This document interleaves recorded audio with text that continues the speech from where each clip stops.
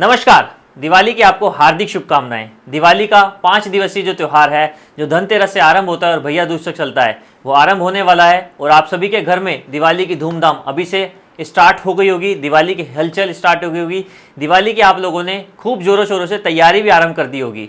आज मैं आपको कुछ ऐसे वास्तु टिप्स बताऊंगा, वीडियो के दौरान कुछ ऐसे ज्योतिषीय उपाय बताऊंगा जो आपकी कुंडली में उपस्थित दोषों का निवारण करेंगे, और साथ ही साथ आपको ये बताऊंगा कि दिवाली के दौरान किस शुभ मुहूर्त में किस विधि विधान से आपने पूजन करना है, ताकि आपके घर में सुख समृद्धि आए, धन और ऐश्वर्य की आपको प्राप्ति हुए। तो सबसे पहले बात कर लेते हैं मुहूर्त के बारे में, क्योंकि देखिए कुछ भी चीज हो, कुछ भी कार्य हो, अगर आप शुभ मुहूर्त में कार्य आरंभ करते हैं तो वो कार्य पूरा ही नहीं होता, बल्कि उस कार्य का पूरा फल भी आपको मिलता है। तो जान लेते हैं ये जो 5 दिवसीय त्योहारों की श्रृंखला है, इसमें सबसे पहला त्योहार होता है धनतेरस। अब धनतेरस त्योहार 22 अक्टूबर को है, और इस दौरान जो पूजा का शुभ मुहूर्त है वो शाम को 7:01 से लेके 8:17 तक है। यानी कि रात्रि के दौरान अगर आप इस शुभ मुहूर्त में धनतेरस पूजन करते हैं, घर के अंदर दीपक जलाते हैं, तो आपके घर में सुख समृद्धि और वैभव की प्राप्ति होती है। अब जान लेते हैं धनतेरस के दिन आपको क्या क्या वास्तु उपाय करने हैं। सबसे पहले तो घर को अच्छे से आपको सफाई करनी है। घर के अंदर जितनी भी अनयूज्ड गैजेट्स हैं, यानी कि जो गैजेट्स आप यूज नहीं कर रहे, जो इलेक्ट्रॉनिक इक्विपमेंट्स आप यूज नहीं कर रहे हैं, टूटे कांच, टूटे बर्तन और क्रॉकरी की आइटम, और अगर किसी भी तरीके की कोई अनयूज्ड आइटम है, वो घर से आपको निकालना है, जिसका लंबे अरसे से आप कोई इस्तेमाल नहीं कर पा रहे हैं। तीसरी चीज, आपको पूरे घर को नमक के पानी से साफ करना है। ऐसा करने से आपके घर में जितनी भी नेगेटिव एनर्जी है वो घर से निकलती है और घर के अंदर पॉजिटिव एनर्जी का निवास होता है। अब इसके बाद शाम को आपको करना क्या है, आपको अशोक और आम के पत्तों की तोरण, यानी कि जो वंदनवार होती है, आपको अपने घर के मेन गेट पर लगानी है।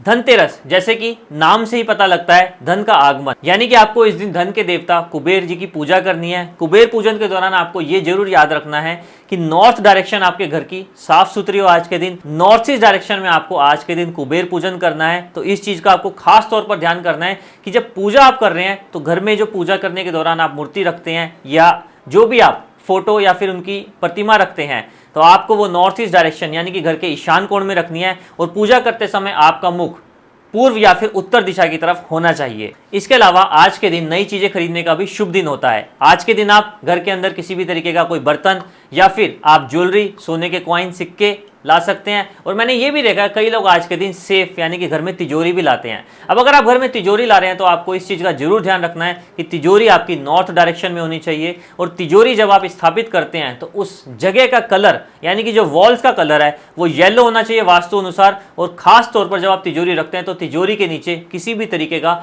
येलो कलर का, पीले कलर का वस्त्र जरूर बिछा के रखें, और हो सके तो आज के दिन नॉर्थ डायरेक्शन के अंदर जल का कलश रखें, और कलश के अंदर भी एक चांदी का सिक्का डाल के रखें। अगर आप ऐसा करते हैं तो वास्तु अनुसार आपके घर में सुख समृद्धि और ऐश्वर्य की प्राप्ति होती है। अब जान लेते हैं नरक चतुर्दशी के बारे में। नरक चौदस 24 अक्टूबर को है, और इस दिन अभ्यंग स्नान होता है, जो कि आपको मॉर्निंग में सुबह 5:06 से 6:27 तक करना है। जैसा कि आप जानते हैं कि कार्तिक मास के अंदर शरीर पर तेल लगाना वर्जित होता है। बस नरक चौदस एक ऐसा दिन होता है जिसके दौरान आप अभ्यंग स्नान करते हैं, और इस दिन आपको पूरे शरीर पर तेल लगाकर अच्छे से स्नान करना चाहिए। ये काफी शुभ होता है, और इससे आपकी कुंडली में जो भी दोष होते हैं उनका निवारण होता है। अब इसके बाद आता है दिवाली का पर्व, जो कि इस साल 24 अक्टूबर 2022 को है।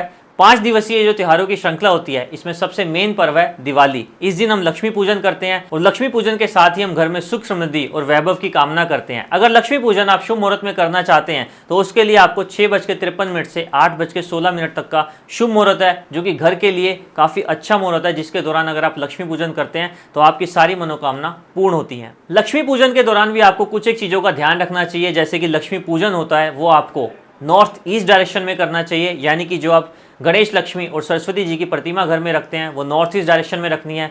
और जब आप लक्ष्मी पूजन करें तो आपका मुख यानी कि आपकी फेसिंग ईस्ट डायरेक्शन की तरफ होनी चाहिए। अगर आप ऐसा करते हैं तो वास्तु अनुसार घर में सुख और समृद्धि बना रहता है। इसके अलावा जब आप दिया जलाते हैं तो दिए जलाने के लिए अग्नि पुराण में खासकर ऐसा दिया गया है कि दिए को डायरेक्ट पृथ्वी पर नहीं रखा जाता, दिए को आसन दिया जाता है, और वो आसन होता है गेहूं, चावल या किसी भी अन्न का।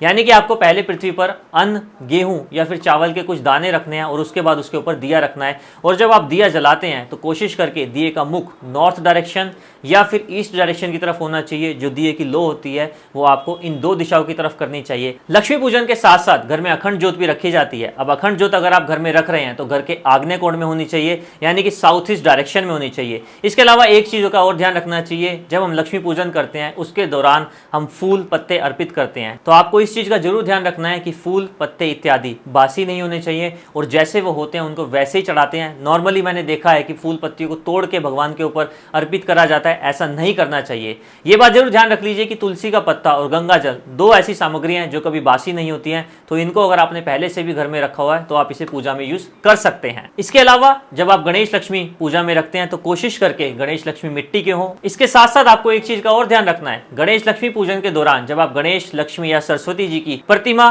पूजा में रखते हैं तो वो प्रतिमा उनकी 4 या 6 इंच से ज्यादा बड़ी नहीं होनी चाहिए, अन्यथा ये भी वास्तु अनुसार नहीं होता कि आप बड़ी बड़ी मूर्तियां घर में रखते हैं। इसके साथ साथ आपको काले और नीले कलर के वस्त्र पहनना पूजा में अवॉइड करना चाहिए। हो सके तो आप पीले या फिर लाल कलर के वस्त्र पूजा में पहने, ऐसा करने से पूजा शुभ मानी जाती है और पूजा कंप्लीट होती है। दिवाली के बाद अगला त्यौहार होता है गोवर्धन पूजा। गोवर्धन पूजा इस साल 26 अक्टूबर को है। गोवर्धन पूजा के लिए जो शुभ मुहूर्त है वो मॉर्निंग का शुभ मुहूर्त है 6:29 से लेके 8:43 के दौरान आपको प्रातः काल में गोवर्धन पूजा करनी होगी, क्योंकि इसी दिन दोपहर में भैया दूज भी है। भैया दूज के लिए जो शुभ मुहूर्त है वो 1:12 से लेके 3:27 तक है। तो ये दोनों त्यौहार इस साल एक ही दिन है, यानी कि 26 अक्टूबर को है। सुबह आपको गोवर्धन पूजा करनी है और दोपहर आपको भैया दूज का तिलक करना है। भैया दूज के तिलक करते हुए भी आपको 2-3 चीज़ों का ध्यान रखना है। जब बहन भाई को तिलक करती है तो भाई कोशिश करके नॉर्थ वेस्ट या फिर नॉर्थ डायरेक्शन में खड़ा हो, और जब बहन भाई को तिलक करती है तो बहन का मुख नॉर्थ ईस्ट या फिर ईस्ट डायरेक्शन की तरफ होना चाहिए।